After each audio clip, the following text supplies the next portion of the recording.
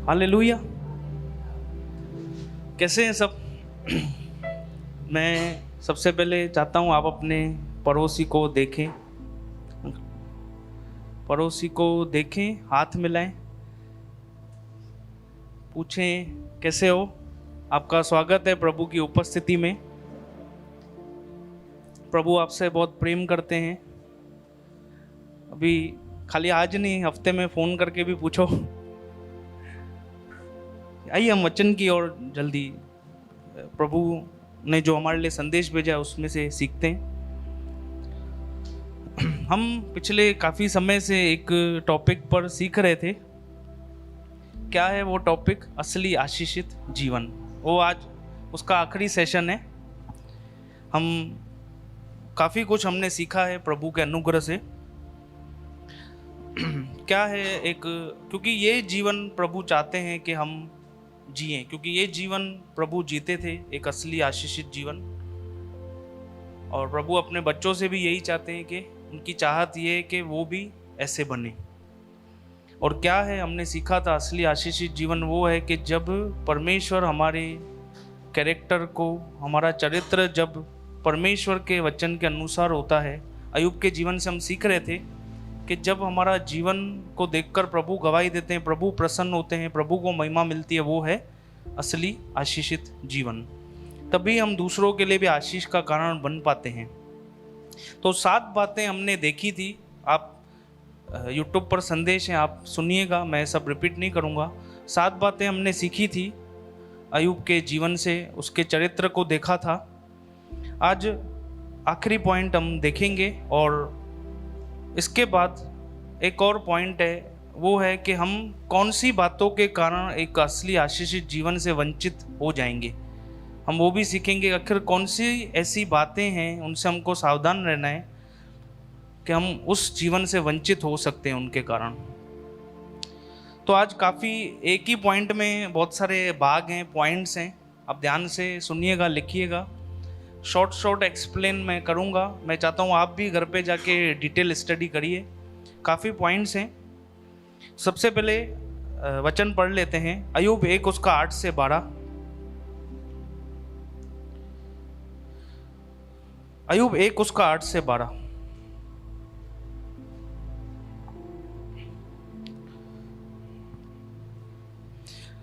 जब शैतान परमेश्वर के सामने हम एक समय में देखते हैं कि खड़ा होता है, तो प्रभु कहते हैं उसको, क्या तूने मेरे दास अय्यूब पर ध्यान दिया है?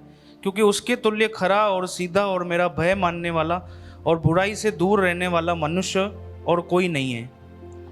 फिर शैतान ऐसा कहता है, शैतान ने परमेश्वर को उत्तर दिया, क्या अय्यूब परमेश्वर का भय बिना लाभ के मानता है? यहाँ पे लिखा हुआ है जो यहोवा वो परमेश्वर है। क्या तूने उसकी और उसके घर की और जो कुछ उसका है उसके चारों ओर भारा नहीं बांधा? तूने तो उसके काम पर आशीष दी है और उसकी संपत्ति देश भर में फैल गई है, परंतु अब अपना हाथ बढ़ा कर जो कुछ उसका है उसे छू, तब वह तेरे मुंह पर तेरी निंदा करेगा। 12। यहोवा ने शैतान से कहा, सुन, जो कुछ उसका है वह सब तेरे हाथ में है, केवल उसके शरीर पर हाथ न लगाना। तब शैतान यहोवा के सामने से चला गया। शैतान क्या बोलता है कि ये तो तूने उसको आशीष दी है, उसके काम पे तूने उसके घर के चारों ओर बाड़ा बंधा है ना, इसीलिए तेरे भय में चलता है अय्यूब। ये सब नहीं हो तो वो तेरे मुंह पर तेरी निंदा करेगा। फिर आगे हम 13 से लेकर 19 वचन तक आप पढ़िएगा, क्योंकि समय की कमी होने के नाते मैं सब वचन नहीं पढ़ पाऊंगा। इसमें क्या होता है, एक के बाद एक अय्यूब के जीवन में भयानक विपत्ति आती है। क्या आता है कि उसकी संपत्ति, जो भी कुछ उसके पास था, गधे, भेड़ बकरियां, ऊंट, सब नाश हो जाते हैं। नुकसान भारी, उसके सेवक मार डाले जाते हैं। उसके बाद यहाँ तक तो ठीक है, उसके बाद क्या होता है, इससे भी बड़ी विपत्ति सिचुएशन उसकी जीवन में ऐसी आती है कि उसके बेटे और बेटियां बड़े भाई के घर में खाना खा रहे होते हैं। वहाँ पर इतनी तेज हवा आती है, तूफान उस घर से टकराता है, तो उसके बच्चों के ऊपर घर गिर जाता है और उसके बच्चे भी मर जाते हैं। तो ये एक के बाद एक समाचार उस तक पहुंचता है अय्यूब के पास। ये अय्यूब ने सुना। अभी अय्यूब का रवैया देखो, 20 से 22। तब अय्यूब उठा और भागा फार और सिर मुंडाकर भूमि पर गिरा और दंडवत करके कहा 21 मैं अपनी माँ के पेट से नंगा निकला और वहीं नंगा लौट जाऊंगा। परमेश्वर ने दिया और परमेश्वर ही ने लिया, परमेश्वर का नाम धन्य है। 22 इन सब बातों में भी अय्यूब ने न तो पाप किया और न परमेश्वर पर मूर्खता से दोष लगाया। देखा आपने अय्यूब का रवैया। अब चैप्टर 2 उसका 4 फिर से क्या होता है यहाँ पर चैप्टर 2 में वही परमेश्वर शैतान के सामने अय्यूब की गवाही रखते हैं कि अय्यूब जैसा कोई मनुष्य नहीं है, मेरा भय मानने वाला, बुराई से दूर रहने वाला। फिर देखो शैतान अब क्या कहता है। अब शैतान देखो हार गया। शैतान ने परमेश्वर को उत्तर दिया, खाल के बदले खाल, परंतु प्राण के बदले मनुष्य अपना सब कुछ दे देता है। 5 सो केवल अपना हाथ बढ़ाकर उसकी हड्डियां और मांस छू, तब वह तेरे मुंह पर तेरी निंदा करेगा। यहोवा ने शैतान से कहा, सुन, वह तेरे हाथ में है, केवल उसका प्राण छोड़ देना। तब शैतान यहोवा के सामने से निकला और अय्यूब को पांव के तलवे से ले सिर की चोटी तक बड़े बड़े फोड़ों से पीड़ित किया। अब आप इस दूसरे वर्जन में ऐसा लिखा हुआ है, न्यू BSI में, गिनों फोड़े, यानी पेनफुल, बहुत ही दर्दनायक, पांव से लेकर सर तक उसको फोड़ों से पीड़ित कर दिया। तब अय्यूब खुजलाने के लिए एक ठीकरा लेकर राख पर बैठ गया। तब उसकी, अभी देखो अय्यूब की बीवी का रवैया, उसकी पूरी रियलिटी बाहर आ गई। तब उसकी स्त्री उससे कहने लगी, क्या तू अब भी अपनी खराई पर बना है? परमेश्वर की निंदा कर और चाहे मर जाए तो मर जा। उसने उससे कहा, तू एक मूर्ख स्त्री की सी बातें करती है। क्या हम जो परमेश्वर के हाथ से सुख लेते हैं दुख न लें? इन सब बातों में भी अय्यूब ने अपने मुंह से कोई पाप नहीं किया।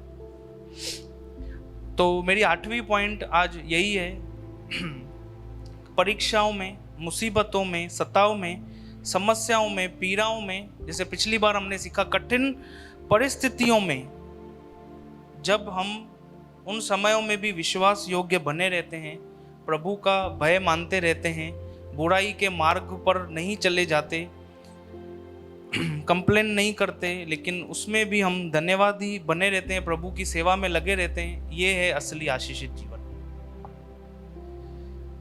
लेकिन अय्यूब की बीवी का रवैया कैसा था? क्या बोल रही थी अय्यूब को? अभी भी तू ईमानदार बना हुआ है प्रभु के साथ, जाके मर। तो ये असली आशीषित जीवन नहीं है, ऐसी परिस्थितियों में ऐसा रवैया रखना। देखिए अय्यूब, मैं बताऊं, हमारी तरह एक साधारण मनुष्य ही था। अब पड़ोसी को देखिए और बोलिए, हमारी तरह ही था अय्यूब, इम्परफेक्ट।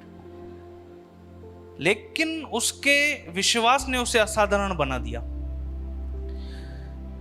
और मैं आपको बताऊं, ये सब सुन के अय्यूब कोई काल्पनिक व्यक्ति नहीं था, उसके देश का भी नाम लिखा हुआ है वहां पे, वो रियलिटी में था। उसका आपने देखा कैसा था रवैया।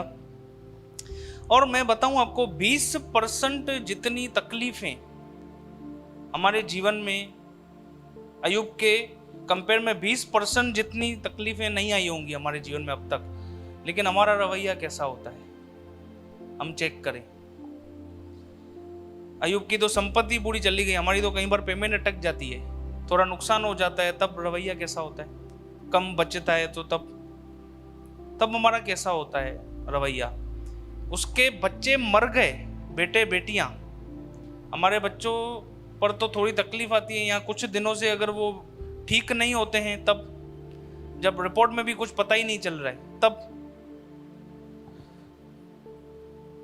देखिए चिंता नहीं होनी चाहिए, दर्द नहीं होना चाहिए, कुछ नुकसान हो जाता है या बीमार, मैं ऐसा नहीं बोल रहा हूँ। हमको हमारी फैमिली और बच्चों की चिंता नहीं होगी तो किसको होगी? अय्यूब क्या कठोर था? उसने भी शोक जताया, भाई ईमानदारी से कमाया था, सब चला गया, और उसके बच्चों पे विपत्ति आई। क्या वो अपने बच्चों से बहुत प्रेम करता था, लेकिन वो शोक, वो दर्द, वो पीड़ा उसके ऊपर हावी नहीं हुई कि वो प्रभु से दूर हो जाए। वो ऐसे हावी नहीं हुई कि वो प्रभु की निंदा करे, वो उसके ऊपर इतना हावी नहीं हुआ। लेकिन उसकी बीवी पर हमने देखा हावी हो गया। आज बहुत सारे लोगों के जीवन में दुख तकलीफ जब आते हैं ना, वो हावी हो जाते हैं और लोग डिप्रेशन में चले जाते हैं, प्रभु से दूर हो जाते हैं। और ये आशीषित जीवन नहीं है। ऐसा जीवन जीने के लिए परमेश्वर ने हमको नहीं बुलाया। तो आज हम कुछ समय परीक्षणों के विषय में सीखेंगे।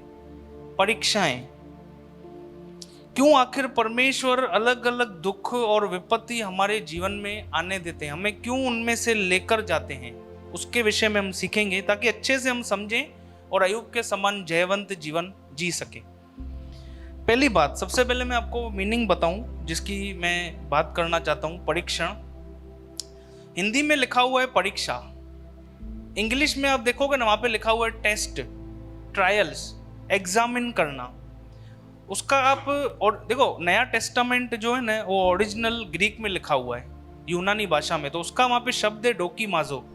तो उसका जो मैंने अर्थ देखा, परखना, यानी ये क्या है, किसी धातु की सच्चाई को और चोखेपन को जांचने के लिए उसको एक आग की भट्ठी में डालना। यानी सोने को जब आग की भट्ठी में डाला जाता है तब पता चलता है वो कितना प्योर है।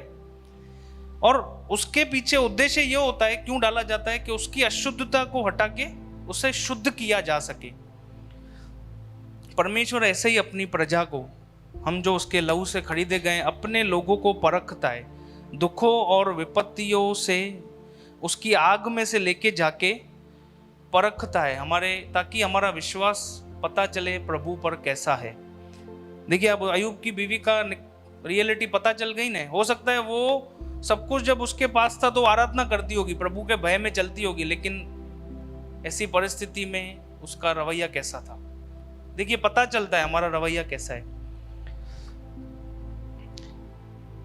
तो हमारा विश्वास कितना गहरा है और प्रभु क्यों लेके जाते हैं, ताकि हमारे अंदर से गंदगी को हटाकर अपने जैसा बना सके। तो आज मैं बात करूंगा उसी परीक्षणों की, टेस्टिंग की। और प्रभु का वचन कहता है, देखो कई बार हम अपनी गलतियों के कारण भी समस्याओं में फंस जाते हैं, हमारी गलतियों के कारण। उसकी मैं बात नहीं कर रहा हूं। पहला पत्रस 4:15 कहता है, कोई भी व्यक्ति कुकर्म, चोर या लोभी होने के कारण, कोई भी व्यक्ति हत्यारा या चोर या कुकर्म होने या पराये काम में हाथ डालने के कारण दुख न पाए। 16, पर यदि मसीही होने के कारण दुख पाए तो लज्जित न हो, इस बात के लिए परमेश्वर की महिमा करो। हमको हमारी गलतियों की वजह से हम फंस जाते हैं, उसकी मैं बात ही नहीं कर रहा हूं, वो नहीं। मसीही होने के कारण, प्रभु के साथ सच्चाई में जीने के कारण, और जब परमेश्वर होने देते हैं ऐसी समस्या हमारे जीवन में आने देते हैं, उसके पीछे जो प्रभु का उद्देश्य होता है उसकी मैं बात करूंगा आज।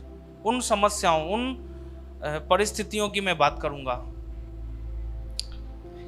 अभी समस्याएं जब तक आप पृथ्वी पे हो तब तक आएंगी, क्योंकि ये दुनिया पूरी करप्ट हो चुकी है। लेकिन मैं आज कौन सी बात करूंगा, जो प्रभु अपने लोगों को, उनके विश्वास को भलाई के लिए उनकी परखता है, उन परीक्षणों की बात करूंगा मैं। अभी इसमें हमको एक बात और समझनी है कि परीक्षा और प्रलोभन में भी अंतर है। पास्टर गिरीश ने जब पिछली बार जब हम सीख रहे थे शैतान और उसके काम, तब उसमें उस संदेश में उन्होंने बताया था, लेकिन फिर भी मैं 1 मिनट में बताता हूँ। इंग्लिश में 2 वर्ड हैं, टेस्ट और टेम्पटेशन। और आप जो ओल्ड BSI हिंदी पढ़ोगे ना, उसमें हर जगह परीक्षा ही लिखा हुआ है। लेकिन अभी न्यू अपडेट वर्जन जो BSI का आया है उसमें उन्होंने सुधारा है, प्रलोभन किया है। तो परीक्षा और प्रलोभन में अंतर है। परीक्षाएं हमारे भलाई के लिए प्रभु होने देता है, हमारे जीवन में आने देता है, ताकि हम उसके और करीब आएं। और प्रलोभन कौन लेके आता है? शैतान, ताकि हम प्रभु से दूर जाएं।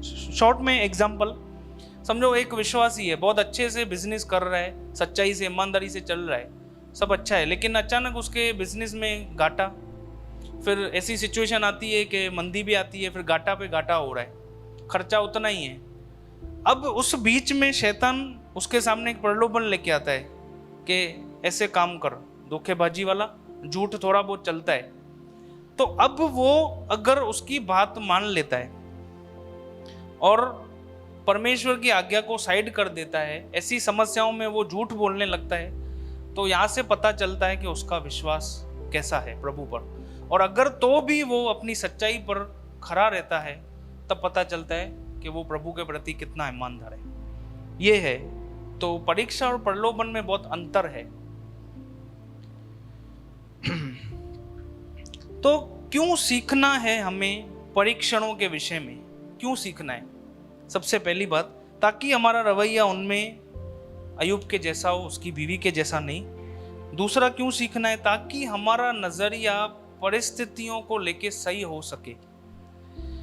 हम कई बार निराश हो जाते हैं, बहुत सारे लोग नहीं समझ पाते हैं मसीह जीवन को, धीरे धीरे निराश होके पीछे हो जाते हैं।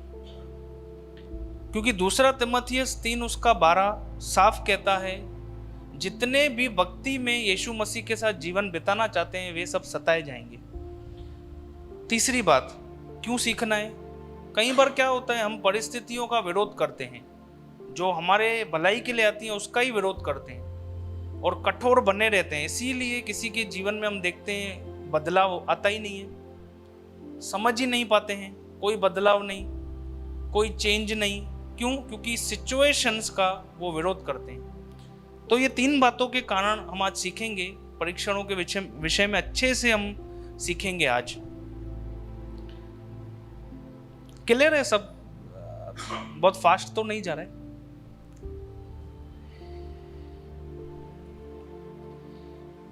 चौथी बात, मैं विश्वास करता हूं आप सबका नजरिया आज परीक्षणों को लेकर बदल जाएगा, सही होगा। चौथी बात, परीक्षाएं आएंगी, आएंगी ही आएंगी। हम मसीह हैं तो आएंगी ही आएंगी। हमारे स्वामी के जीवन में हम देखते हैं, यीशु मसीह के जीवन में पूरा जीवन सिचुएशंस, अलग अलग सिचुएशन से भरा हुआ था, तो आएंगी ही आएंगी। ये झूठ है कि अभी प्रभु में आ गए, अभी बढ़िया बहुत आराम से जीवन होगा, कुछ प्रॉब्लम आएगी नहीं, अब मस्त आराम से हमको जीवन बिताने को मिलेगा और फिर सीधा स्वर्ग। ऐसा नहीं है। तकलीफें, समस्याएं ये जीवन का भाग हैं। और मसीह में, एक प्रभु के दास ने कहा, मसीह में जीवन एक परीक्षा है। जब तक आप इस पृथ्वी पे हो ना, ये सिलसिला चलता ही रहेगा। समस्याएं, अलग अलग विपत्तियां, कठिन परिस्थितियां आएंगी। परमेश्वर आने देते हैं, उसके पीछे एक प्रभु का मकसद है। आदम हवा के जीवन में हुआ, इजरायलियों के जीवन में आई, चेलों के जीवन में आई, यीशु मसीह के जीवन में आई, प्रभु के दासों के जीवन में आई और हमारे जीवन में भी आएंगी। पहले ये सबसे मेन बात आप समझो कि आएंगी ही आएंगी। एक बार मेरे को पास्टर बिन्नी ने कहा था कि समस्याएं निरंतर आएंगी। आप क्या समझ रहे हो, बस इसमें से मैं बाहर निकलूं फिर आराम? नहीं, एक जाएगी नहीं, दूसरी आगे खड़ी ही है। लेकिन मैं कहना चाहता हूं आप समझें क्यों आती हैं, सीखेंगे हम। आप में से जितने भी माता पिता हैं, आप अपने बच्चों को ऐसे स्कूल में भेजेंगे जहाँ पे एग्जाम और टेस्ट नहीं हो, परीक्षाएं हो ही नहीं? आप भेजेंगे आप? नीति वचन 17 उसका 3 कहता है,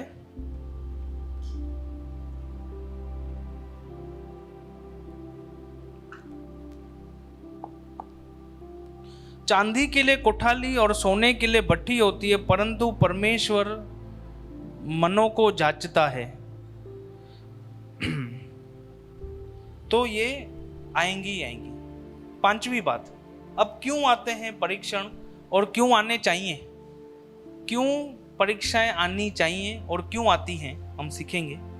पहली बात उसमें देखिए, परमेश्वर ने इंसान को अपने सदृश में, अपने स्वरूप में बनाया है, अपने स्वरूप में बनाया था। लेकिन पाप के कारण वो स्वरूप बिगड़ गया, इंसान परमेश्वर से दूर हो गया। लेकिन यीशु मसीह के द्वारा वापस परमेश्वर ने इंसान को वापस उसी छवि में, वापस उसी छवि में बनाने के लिए रास्ता निकाला यीशु मसीह के द्वारा। अब मैं सिंपल आपको बताऊं ना, परमेश्वर का स्वरूप और सदृश्य क्या होता है। आप यीशु मसीह का जीवन देख लीजिए। यीशु मसीह का जीवन है जिसके लिए परमेश्वर ने इंसान को बनाया था। आत्मा के फल वो यीशु मसीह का चरित्र है। रोमियो 8 उसका 28 और 29,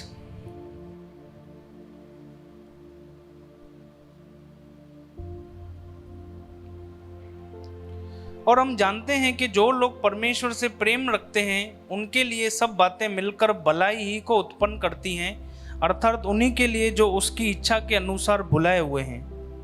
29, क्योंकि जिन्हें उसने पहले से जान लिया है उन्हें पहले से ठहराया भी है कि उसके पुत्र के स्वरूप में हो। हालेलुया।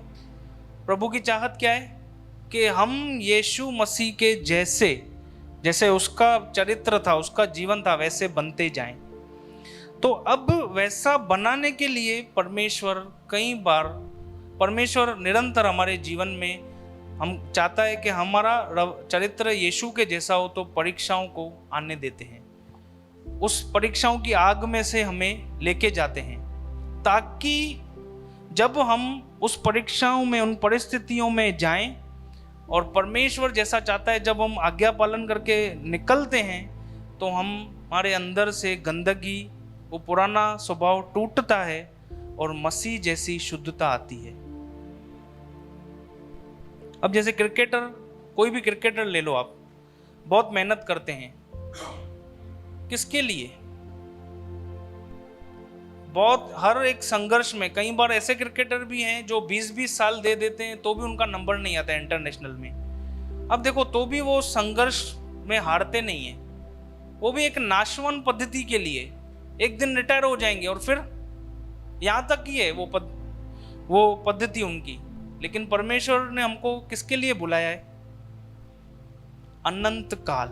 आप सोचिए, परमेश्वर हमें अनंतता के लिए बना रहा है, तो परिस्थितियां आएंगी कि नहीं और हम संघर्ष में हार जाते हैं। अनंतता के लिए यीशु मसीह के जैसा प्रभु हमें बनाना चाहता है। अब समझो, यीशु मसीह के जैसा, ये हमारा सौभाग्य है कि प्रभु हमें अपने जैसा बनाना चाहता है, यानी उसके चरित्र के समान हमारा चरित्र हो। दूसरा कोरिन्थियों 4 उसका 16-17, ये पौलुस है ना। आप जब ये अध्याय पढ़ोगे तो पौलुस बता रहा है 8वें-9वें वचन से कि संकट आते हैं, तो ये बातें करते हुए वो 16वें वचन में ऐसा कहता है, इसीलिए हम हियाव नहीं छोड़ते, यद्यपि हमारा बाहरी मनुष्यत्व नाश भी होता जाता है, तो भी हमारा भीतरी मनुष्यत्व दिन प्रतिदिन नया होता जाता है, क्योंकि हमारा पल भर का हल्का सा क्लेश हमारे लिए बहुत ही महत्वपूर्ण और अनंत महिमा उत्पन्न करता जाता है। हालेलुया। अंदर से हम बनते जाते हैं नए। मेरे जीवन में भी बहुत सारी, मैं आपको गवाही बताऊं, इन परिस्थितियों में जब मैंने प्रभु की आज्ञा का पालन करके धीरज रखा, तब काफी मेरे अंदर बदलाव आया। आप सब भी गवाह हैं। अब अय्यूब के चरित्र को आपने देखा कैसा था। दूसरी बात, क्यों आती हैं परीक्षाएं, क्यों आनी चाहिए? एक प्रभु के दास ने कहा, इसीलिए भी आती हैं परीक्षाएं ताकि शैतान के मुंह को परमेश्वर बंद कर सके। अभी जैसे हमने इससे पहले पढ़ा कि शैतान क्या बोल रहा था अय्यूब को लेके, कि ये तो तेरा भय, तूने आशीषें दी हैं, इसके घर के चारों ओर बाड़ा बंधा है, इसीलिए भय मानता है तेरा। तो देखो, शैतान के पास भी एक सेवकाई है। प्रकाशित वाक्य में लिखा हुआ है, दोष लगाने वाला।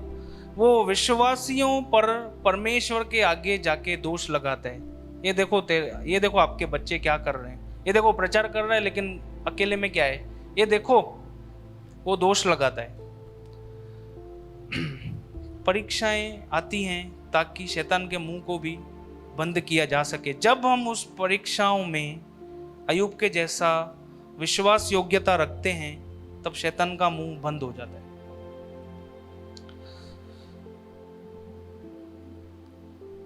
तीसरी बात, इसीलिए भी समस्याएं, परीक्षण आते हैं हमारे जीवन में, क्योंकि उसमें से ही जाकर हम और प्रभु को अच्छे से समझ पाते हैं और परमेश्वर के सामर्थ्य को उसी में हम देख पाते हैं। प्रभु के कार्यों और योजनाओं को हम अच्छे से समझ पाते हैं उनमें ही। और परमेश्वर के प्रेम को जान पाते हैं। राजा दाऊद, मैं आपको बताऊं, काफी भजन संहिता राजा दाऊद ने कब लिखे? जब शाऊल राजा उसके पीछे पड़ा हुआ था उसको मारने के लिए। अब देखिए, ऐसी परिस्थितियों में जब उसने हर बार देखा कैसे प्रभु उसकी सहायता करके बचाता है, तब उसने उसके अंदर से आराधना निकली। ऐसी परिस्थितियों में से ही गवाहियां निकलती हैं, इसीलिए हमारे जीवन में आती हैं। हम परमेश्वर के सामर्थ को देख पाते हैं और हम और परमेश्वर के करीब आते हैं और उसको अच्छे से जान पाते हैं। और हम आगे के लिए परमेश्वर हमें तैयार करता है। जैसे गोलियत और राजा दाऊद के बारे में आपने सुना होगा। कल ही हम जब ट्रांसलेशन में पढ़ रहे थे तो राजा दाऊद शाऊल को जाके कहता है कि मैं जाके ये गोलियत से लड़ूंगा। तो वो बोलता है तू कैसे लड़ेगा, तू लड़का है। तो अपना प्रीवियस मतलब पहले का अनुभव बताता है कि कैसे परमेश्वर ने मुझे सिंह और भालू से छुड़ाया है। तो देखिए, ये परिस्थितियां हमें आगे बड़ी परिस्थिति में खड़े रहने के लिए, प्रभु पर भरोसा रखने के लिए भी तैयार करती हैं कि ये पलिश्ती को भी परमेश्वर मेरे हाथ में कर देगा। जैसे सिंह और भालू से मुझे बचाया, इससे भी परमेश्वर मुझे बचाएगा। चेलों ने प्रभु यीशु की सामर्थ को कब देखा? जब आंधी और तूफान आया। इजरायलियों ने कब देखा? जब उनके पीछे विपत्तियां आई, तब उन्होंने समुद्र को दो भाग होते हुए देखा। दूसरा, और परमेश्वर के प्रेम को भी हम देखते हैं। दूसरा कुरिन्थियों 11 उसका 24 से 27। अब देखिए पौलुस यहाँ पे क्या कह रहा है, कैसे उसने परमेश्वर के सामर्थ और प्रेम को देखा ऐसी परिस्थितियों में। दूसरा कुरिन्थियों 11 उसका 24 से 27।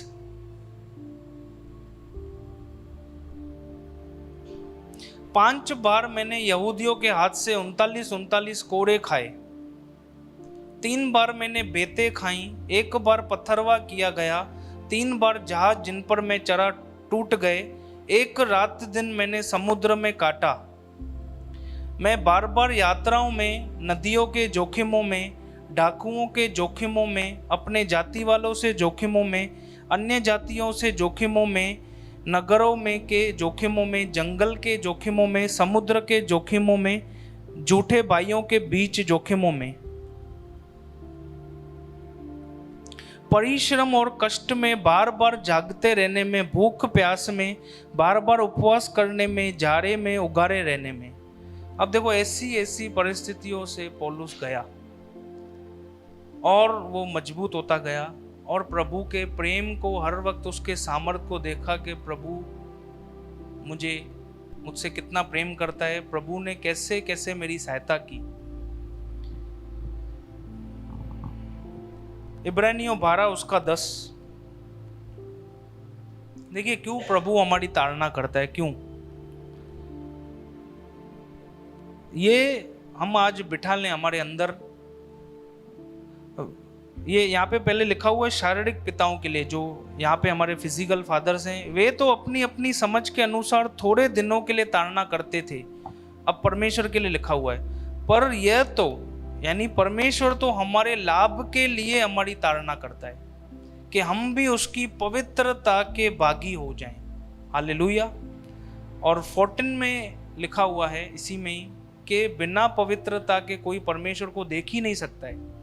क्यों परमेश्वर हमारे जीवन में आने देते हैं, ऐसी ऐसी परिस्थितियों से लेके जाते हैं, क्यों हमारी ताड़ना होती है? ताकि हम परमेश्वर के पवित्रता के भागी हो जाएं। चौथी बात, क्यों आती हैं परीक्षाएं, क्यों आनी चाहिए? इसी में ही पता चलता है कि हम अपने आत्मिक जीवन में कहां पे खड़े हैं।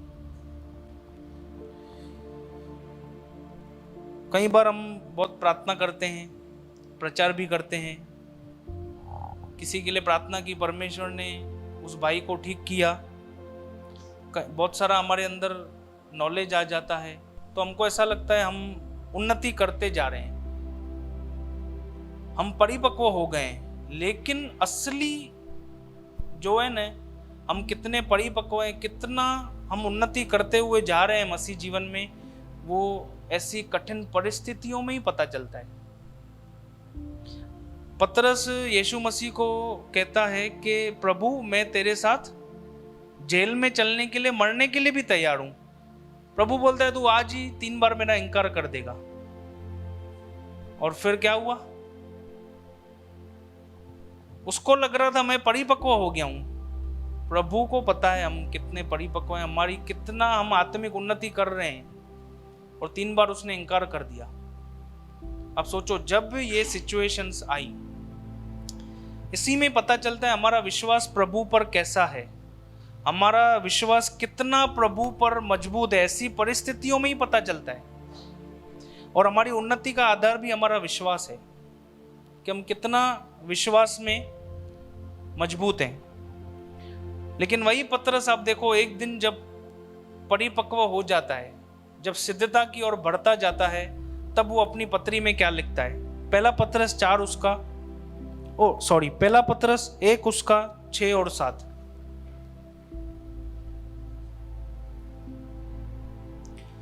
और इस कारण तुम मगन होते हो, यद्यपि अवश्य है कि अब कुछ दिन तक नाना प्रकार की परीक्षाओं के कारण उदास हो।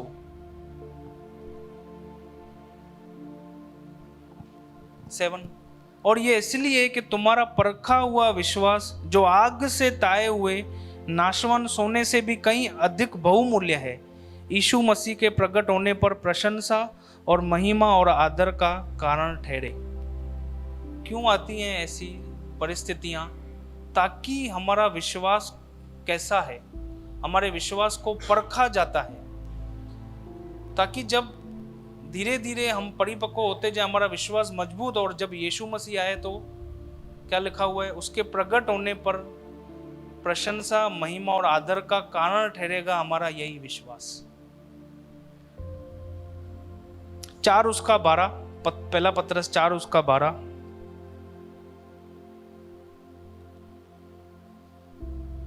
हे प्रियो, जो दुख रूपी अग्नि तुम्हारे परखने के लिए तुम में भड़की है, इससे ये समझकर अचंभा न करो कि कोई अनोखी बात तुम पर बीत रही है। अचंभा नहीं करने का, ये आएंगी। इसी में ही पता चलेगा हम कितना प्रभु से प्रेम करते हैं, हमारा विश्वास प्रभु पर कैसा है। कई बार हम बहुत एक्साइटमेंट में आके कहते हैं कि हमारा विश्वास, जैसे पतरस ने कहा कि प्रभु मैं तेरे साथ मरने के लिए भी तैयार हूं, लेकिन ऐसी परिस्थितियों में पता चलता है कि हम प्रभु के साथ विश्वास योग्य हैं कि नहीं। ऐसी समस्याओं में पता चलता है कि हम प्रभु की निस्वार्थ आराधना करते हैं कि पीछे कोई स्वार्थ है। प्रभु मैं तो इस काम के लिए तेरे पीछे चलता हूं, ये हट ज्ञान है। फिर ईमानदारी गई। इसी में ही हम परमेश्वर पर निर्भर होना सीखते हैं और नम्र बनते हैं। जैसे पौलुस कहता है कि परमेश्वर ने, मैं प्रकाशनों के कारण कहीं फूल न जाऊं, परमेश्वर ने मेरे जीवन में काटा रखा है ताकि मैं नम्र बना रहूं। ऐसी परिस्थितियां मैं तो हमेशा ये प्रार्थना करता हूं कि प्रभु, और हमेशा नम्र बनाना, ऐसी परिस्थितियां आए, लगातार आए।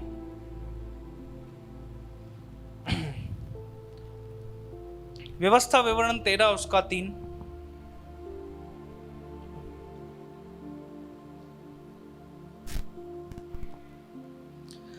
तब तुम उस भविष्यवक्ता व स्वप्न देखने वाले के वचन पर कभी कान न धरना, क्योंकि तुम्हारा परमेश्वर यहोवा तुम्हारी परीक्षा लेगा, जिससे ये जान ले कि ये मुझसे अपने सारे मन, सारे प्राण के साथ प्रेम रखते हैं या नहीं। क्यों परीक्षा आई? ताकि परमेश्वर जान ले कि हम उसके कैसा प्रेम करते हैं उससे। आइए जल्दी से 5वीं बात, क्यों आती हैं परीक्षाएं, क्यों आनी चाहिए? जब हम उन परीक्षाओं में हमारा रवैया अय्यूब के जैसा होता है, जब हम उसमें खड़े रहते हैं और धन्यवादी और विश्वास योग्य बने रहते हैं, तब अविश्वासी लोग प्रभु को जानते हैं। तब पता चलता है। देखो विश्वासी और अविश्वासी, विश्वासी अलग क्यों है संसार से, इसमें पता चलता है। दुनिया में तो देखो जो प्रभु, पहली बात तो प्रभु को जानते नहीं है लोग, फिर ऐसी समस्याओं में वो ढह जाते हैं। लेकिन अगर हम भी ऐसा हो, हम भी करेंगे तो वो ये लोग प्रभु को जान नहीं पाएंगे। तो प्रभु की महिमा होती है, ये आती है। जो लोग प्रभु को नहीं जानते हैं वो हमारे जीवन को देखते हैं कि ये ऐसे समस्याओं में भी धन्यवादी है, ये ऐसे समस्याओं में भी हिलता नहीं है, किसको मानता है? प्रभु की महिमा होती है। दानियल चैप्टर 3 और चैप्टर 6 मैं चाहता हूँ आप घर पे जाके आराम से ये पढ़िएगा। इसमें 2 घटनाएं हैं, जल्दी से मैं शॉर्ट में बताता हूँ। राजा नबूकदनेस्सर, बेबीलोन का जो राजा था, वो एक दिन फरमान जारी करता है, अपनी बहुत बड़ी सोने की मूर्ति बनवाता है राजा, और फरमान जारी करता है। वो कहता है कि देश देश जाति जाति के लोग, उनको आज्ञा सुनाई जाए कि वो आके इस मूर्ति के आगे झुकें, दंडवत करें। तो उसमें क्या होता है, इजरायली लोग भी होते हैं उन लोगों में। तो इजरायली लोगों के लिए क्या था, वो यहोवा परमेश्वर को मानते थे। उनके लिए क्या था, परमेश्वर को छोड़ और वो किसी की उपासना नहीं करते थे, किसी को दंडवत या उनकी वर्शिप नहीं करते थे इजरायली। तो देखिए सब उस राजा की मूर्ति के आगे झुक जाते हैं, लेकिन 3 इजरायली यहूदी पुरुष, शद्रक, मेशक और अबेदनगो, वो नहीं झुकते। तो राजा उनको बुलाता है, कहता है क्यों मूर्ति के आगे नहीं झुकते, मैं तुमको इस आग में डाल दूंगा। राजा ने ये फरमान जारी किया था कि जो दंडवत नहीं करेगा मेरी मूर्ति को, उसको मैं मरवा डालूंगा, आग में डाल दूंगा। तो वो 3 जने बोलते हैं हम नहीं करेंगे, हम परमेश्वर को मानते हैं। तो वो कहता है ठीक है। उनको वो जो आग थी और उसको आग को भड़काया, इतना भड़का दिया कि अभी इन तीनों को डाल दो। तो इससे पहले वो राजा को ऐसा बोलते हैं कि परमेश्वर जिसकी हम सेवा करते हैं वो हमें आपके हाथ से भी छुड़ा सकता है और इस आग में से भी। फिर आगे उनका स्टेटमेंट ये होता है कि अगर नहीं भी छुड़ाए ना तो भी हम तेरी मूर्ति के आगे नहीं झुकेंगे। तो वो उनको डाल देते हैं, और आग इतनी भयानक थी, जो लोग डालते हैं ना उनको, वो जल जाते हैं, लेकिन वो 3 लोग आग में भी रहकर नहीं जलते। हालेलुया। परमेश्वर उनको बचा लेता है, और जब आग में से निकलते हैं, एक उनका आधा कपड़ा भी नहीं जलता है, आग की बदबू भी नहीं आती है। राजा देख के चौंक जाता है और कहता है धन्य है शद्रक, मेशक और अबेदनगो का परमेश्वर। हालेलुया।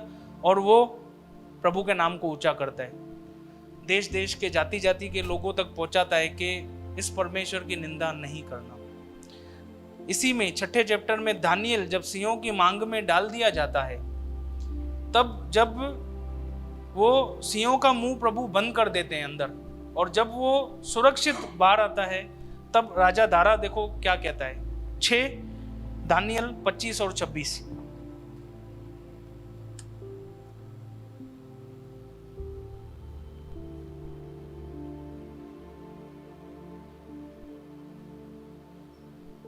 तब दारा राजा ने सारी पृथ्वी के रहने वाले देश देश और जाति जाति के सब लोगों और भिन्न भिन्न भाषा बोलने वालों के पास ये लिखा, तुम्हारा बहुत कुशल हो। मैं ये आज्ञा देता हूं कि जहां जहां मेरे राज्य का अधिकार है, वहां के लोग दानियल के परमेश्वर के सम्मुख कांपते और थरथराते रहें, क्योंकि जीवता और युगानुयुग तक रहने वाला परमेश्वर वही है, उसका राज्य अविनाशी और उसकी प्रभुता सदा स्थिर रहेगी। हालेलुया। कि प्रभु की महिमा हुई। तो हमने क्या सीखा अभी? ये 5 बातें क्यों आती हैं, परीक्षाएं क्यों आनी चाहिए। अब मैं आपसे सवाल करता हूँ एक, क्या परीक्षाएं आना अच्छा है कि नहीं? अच्छा है कि नहीं? पड़ोसी को बोलिए अच्छा है, बढ़िया है। 6ठी बात, जल्दी से अब हम थोड़ा, अब हमारा रवैया कैसा होना चाहिए परीक्षाओं में? जैसा अय्यूब का था वैसा, और कैसा हो जाता है। जल्दी से 4 बातें सीखेंगे। पहली बात, हमारा रवैया होना चाहिए, हम इन समस्याओं में भी हमें आनंद करना है, आनंदित रहना है, क्योंकि वचन कहता है सदा आनंदित रहो। याकूब 1 उसका 2 से 4 कहता है कि तुम जब ये नाना प्रकार की परीक्षाओं में पढ़ो तो उसको आनंद की बात लो। यह जानकर के तुम्हारे विश्वास के परखे जाने से धीरज उत्पन्न होता है, और धीरज को पूरा काम करने दो ताकि तुम पूरे और सिद्ध हो जाओ कि तुम में किसी बात की गति न रहे। हालेलुया। आनंद करना है। प्रभु के दास मार्टिन लूथर ने कहा कि ये परीक्षाएं ही मेरे आत्मिक जीवन का स्वामी है। मैं आपको बताऊं, ये परीक्षाएं आना बंद हो जाए ना, हमारी आत्मिक उन्नति रुक जाएगी। बहुत खतरनाक है। दूसरी बात, धन्यवाद करना है हमको ऐसी परिस्थितियों में भी, अय्यूब के समान, क्योंकि यही है एक जयवंत जीवन। क्या करना है? धन्यवाद। प्रभु का वचन कहता है हर बात में परमेश्वर का धन्यवाद करो, क्योंकि मसीह यीशु में आप सबके लिए परमेश्वर की इच्छा यही है, हर बात में। दानियल जब सिंहों की मान में डाला गया, जब ये फरमान जारी हुआ कि जो भी राजा को छोड़ और किसी के सामने विनती करेगा और किसी के आगे, तो वो सिंहों की मान में डाल दिया जाएगा। तो दानियल तो परमेश्वर के अलावा किसी को नहीं मानता था, प्रभु के आगे ही झुकता था और उससे विनती करता था। तो उसको पता चल गया मेरे को डाल दिया जाएगा। वो फरमान पर हस्ताक्षर हुए, वो पता चला दानियल को कि मैं डाल दिया जाऊंगा। उससे पहले देखो 6:10 दानियल कहता है कि तब भी दानियल जैसे 3 बार प्रार्थना करता था, पूरे दिन में प्रार्थना करता रहा और परमेश्वर का धन्यवाद करता रहा। तीसरी बात, हमारा रवैया होना चाहिए ऐसा कि हम भरोसा रखें ऐसे परिस्थितियों में और सहनशील बने, धीरजवंत। याकूब में लिखा हुआ है कि हम दृढ़ बने, हिम्मत रखें, धीरज रखें ऐसी परिस्थितियों में। याकूब में लिखा हुआ है कि तुमने अय्यूब के धीरज के विषय में तो सुना ही होगा। वचन कहता है लेकिन जो धीरे धीरे सहते सहते पक्के होते जाते हैं ना, उनको फिर धर्म का प्रतिफल भी मिलता है। धीरज रखें, हम और मजबूत होते जाएंगे। चौथी बात, हमारा रवैया कैसा होना चाहिए? आराधना करें, स्तुति करें। पौलुस और सीलास ने बंदी गृह में क्या किया? स्तुति, आराधना करें ऐसी समस्याओं में। सातवीं बात, आखिर कैसे होगा हमारा ये रवैया? कैसे हम आनंद कर पाएंगे समस्याओं में? कैसे हम धन्यवादी बने रहेंगे? कैसे प्रभु की आराधना करेंगे? कैसे क्या करेंगे जो हमारा रवैया ऐसा हो पाएगा, हम जयवंत जीवन जी पाएंगे? पहली बात तो हमको नजरिया सही रखना है। जब भी हमारे जीवन में कठिन परिस्थिति आती है जिसके पीछे प्रभु का एक उद्देश्य होता है, हमको नजरिया हमारा सही होना चाहिए। हमको उसको ऐसे देखना है कि ये मेरे लिए आशीष है। क्या है? आशीष है। देखिए, प्रॉब्लम बाहर नहीं है, ये परिस्थितियां मेरे जीवन में आ रही हैं। बहुत सारे लोग निराश हो जाते हैं, पता नहीं चल रहा है, मक्खाई है छोतो थे, ऐसा हो जाते हैं। लेकिन आप समझो, प्रॉब्लम लोग नहीं है, प्रॉब्लम आपका भाई, आपकी बहू, आपकी सास नहीं है, प्रॉब्लम अंदर है। अब देखिए, आदम और हवा कैसी परिस्थिति में थे? गार्डन सब अच्छा था तो भी वो गिर गए। यीशु मसीह नए नियम में वाइल्डरनेस, जंगल में थे। अब खाली वाइल्डरनेस के बारे में देखना, सुनसान, इतना भयानक, उसके बाद भी वो नहीं गिरा। यानी प्रॉब्लम क्या है? प्रॉब्लम बाहर नहीं है, प्रॉब्लम हमारे अंदर है। तो सही नजरिया रखें कि ये परिस्थिति भले मेरे को नहीं समझ आ रहा है इस वक्त, लेकिन अंत में भलाई है। दूसरी बात, प्रार्थना करें। प्रभु का वचन कहता है किसी भी बात की चिंता न करो जब समस्या आए, लेकिन तुम्हारे निवेदन, प्रार्थना और धन्यवाद के साथ, परंतु हर एक बात में तुम्हारे निवेदन, प्रार्थना और विनती के द्वारा धन्यवाद के साथ परमेश्वर के सम्मुख उपस्थित किए जाएं। हालेलुया। प्रार्थना करें। प्रभु ने हमें अपना आत्मा दिया है, प्रभु से सब ईमानदारी से शेयर करें। प्रभु, ये समस्या बहुत भारी है, मुझे सामर्थ्य देना, मैं पाप ना करूं, मैं यहाँ से गुजर रहा हूं। ईमानदारी से हम सब बताएं प्रभु को। तीसरी बात, वचन में समय बिताएं। वचन बहुत जरूरी है। देखो, एक भाई को मैं देख रहा था, बहुत कमजोर हो गया था, पता चला बहुत सारे दिनों से उसने खाना ही नहीं खाया है, अभी चलते चलते भी गिर जाता है। आज बहुत सारे लोगों की आत्मा ऐसे ही है, रोज पाप में गिरना, कोई विश्वास ही नहीं अंदर से, रोज, क्योंकि उनकी आत्मा कमजोर हो गई है। क्यों? वचन ही नहीं खा रहे हैं, वचन के साथ समय ही नहीं बिता रहे हैं, वचन पढ़ते ही नहीं है, उसको समझने के एफर्ट्स ही नहीं डालते, वचन पे कोई मनन नहीं। ये वचन में ही जीवन है। अब देखिए, ये वचन है ना, आपका जीवन, हमारा जीवन इसी में ही है कि हमको कैसा रवैया होना चाहिए, प्रभु ने इंसान को क्यों बनाया, सब इसमें है। अब डेली वचन में बैठिए। प्रभु के दासों ने परिस्थितियों का कैसे सामना किया, बहुत कुछ लिखा हुआ है, अयूब, मूसा, सबके लिए आप पढ़िए। चौथी बात, संगति। एक दूसरे को हमको सहारा देके प्रोत्साहन देना है, हिम्मत देना है। संगति बहुत जरूरी है। मैं जब अपने आत्मिक जीवन में इतना कमजोर हो गया था, एक समय था आज से बहुत साल पहले, तब मेरे को पता कि कैसे शीतल बाई के साथ संगति करके, कैसे उस संगति में निरंतर उन्होंने प्रार्थना की, मुझे गाइड किया, मुझे अभी भी याद है। तब मैं मजबूत हुआ, तब मैं, और जो अंदर से टूटा हुआ था मेरे अंदर बल आया। इसीलिए संगति बहुत जरूरी है। और आखिरी बात, वचन कहता है परमेश्वर यीशु मसीह को ताकते रहें। परिस्थितियों में प्रभु को देखना है। किसको देखना है? हम परिस्थितियों को देखते हैं कि ये अभी गिरा देगी मेरे को, और शैतान झूठ बोल के आपको नेगेटिव कर देता है कि गए, खत्म, अभी कुछ नहीं होगा। जैसे पिछली बार प्रभु के दास ने कहा था, पिछली बार, कि जितना हम चरित्र के विकास पर नहीं, हम अपने कंफर्ट जोन को देखेंगे ना, तो परेशान हो ही जाएंगे परिस्थितियों में। को समझना है हमारे चरित्र के लिए, अनंत काल के लिए बहुत जरूरी है ये परिस्थिति।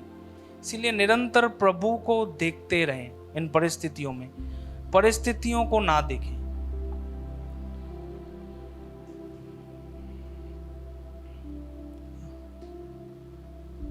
नहीं भैया,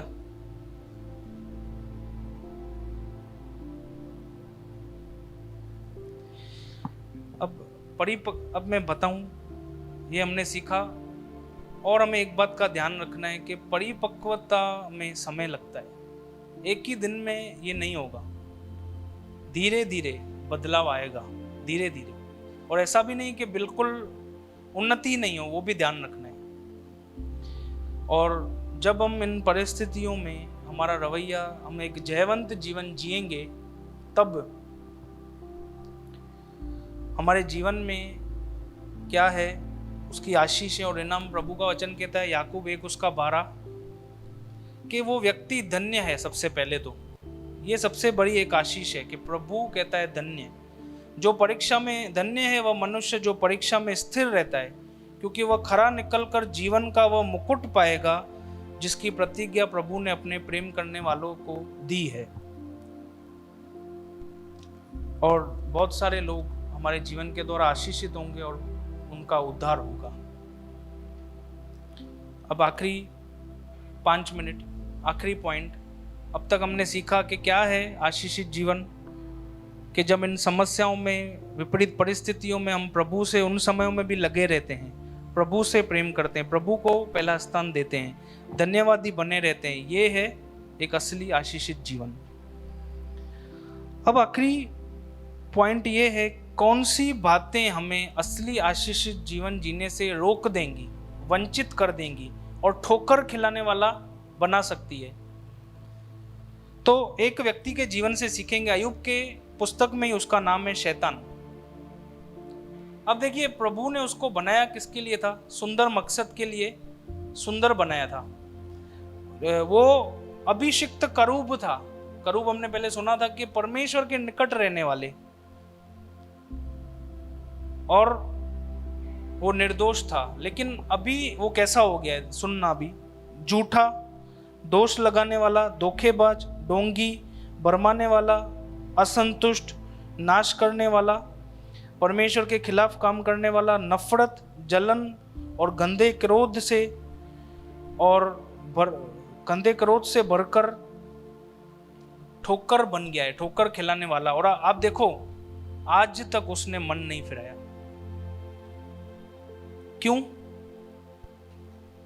घमंड के कारण उसका मन फूल गया। जो भी कुछ उसके पास था वो घमंडी बन गया, और उसकी वजह से वो, अब देखो, घमंड के कारण वो परमेश्वर की महिमा चाहने लगा। प्रभु का वचन कहता है, मैं अपनी महिमा किसी को न दूंगा। प्रभु की महिमा लेने लगा वो। इसीलिए प्रभु का वचन कहता है, ठोकर आने से पहले घमंड आता है। घमंड हमको चेक करना है कि हमारे अंदर क्या ये है। प्रभु ने हमें कोई भी बात से नवाजा है, प्रभु हमें इस्तेमाल कर रहे हैं, तो हमें कभी भी घमंड नहीं होना चाहिए। हमारा मन फूलना नहीं चाहिए, बल्कि ये सौभाग्य है कि प्रभु हमें इस्तेमाल कर रहे हैं। जो भी उसने दिया है, जो भी हमें वो जैसे इस्तेमाल कर रहे हैं, उसके द्वारा प्रभु की महिमा होनी चाहिए। बहुतों के अंदर आ जाता है घमंड, और फिर वो धीरे धीरे परमेश्वर की महिमा लेने लगते हैं। दो महान प्रभु के दासों ने कहा, सर बिली ग्राहम और पास्टर जैक पूनन ने कहा कि जो घमंड है ना, पाप का जो मूल स्रोत, सब पापों का, हर बुराई का, हर पाप का मूल स्रोत, उन्होंने कहा घमंड ही है। अन्य सभी पापों से पहले ये आता है। और घमंडी व्यक्ति, आप देखो, परमेश्वर के विरोध हो जाता है। सबसे गंदी बात यह है कि वो अधीनता में नहीं रहता। वो व्यक्ति न प्रभु के अगुओं के, न प्रभु के, अधीनता में नहीं रहता। घमंड की सबसे बड़ी निशानी है। तो हमको जो भी आज प्रभु दिखा रहे हैं, हमारे अंदर कुछ भी ऐसा है या कोई भी बात जो प्रभु के खिलाफ है, तो हमको नम्र होकर प्रभु के आगे आना है। नहीं तो हम भी, लूसीफर एक शैतान बन गया, पवित्र स्वर्गदूत, हम भी उस दिशा में जा सकते हैं। हमको नम्र होकर प्रभु के पास आना है, प्रभु को कहना है मुझे बदल। यीशु मसीह नम्रता की सबसे बड़ी मिसाल है। और देखो, आज भी यीशु मसीह के द्वारा लोग आशीषित हो रहे हैं। हमेशा उन्होंने परमेश्वर की महिमा को चाहा। आइए हम दुआ करें। प्रभु जी, हम धन्यवाद करते हैं आज के इस वचन के लिए। आपने हमें सिखाया, समझाया, गाइड किया। प्रभु बहुत सारी बातों को बताकर दिया। प्रभु धन्यवाद। प्रभु, ये वचन हम सबके जीवनों में फलवंत हो। हम हमेशा आपके प्रेम को देखें, जो आपने हमसे प्रेम किया है, क्योंकि आपका प्रेम ही ताकत है। आपका प्रेम ही हमें नम्र बनाएगा। प्रभु, आपका प्रेम ही हमें परिस्थितियों में आनंद के लिए आनंद के लिए हमें प्रोत्साहित करेगा। प्रभु, हर एक को आप आशीष करना। प्रभु, हम हर परिस्थिति में सही नजरिया रखें। हम समझें कि आप भले हो, हमारी सोच से भी ज्यादा। प्रभु, हमारी सोच में भी वो नहीं आ सकता। आप इतने भले हो। आप सब कुछ हमें नहीं दिखता है उन परिस्थितियों में, लेकिन हम अगर धीरज रख के आगे बढ़ते हैं तो हमें पता चलता है। बहुत सारी गवाहियां हमारे सामने, जिन्होंने भी धीरज रखा, उन्होंने अपने परिवारों को भी बचता हुआ देखा है, अद्भुत कार्यों को अपने जीवन में होता हुआ देखा। सामर्थ्य देना कि हमारा कभी भी प्रभु, हमारा साहस ना टूटे। आप हमें बल देना प्रभु।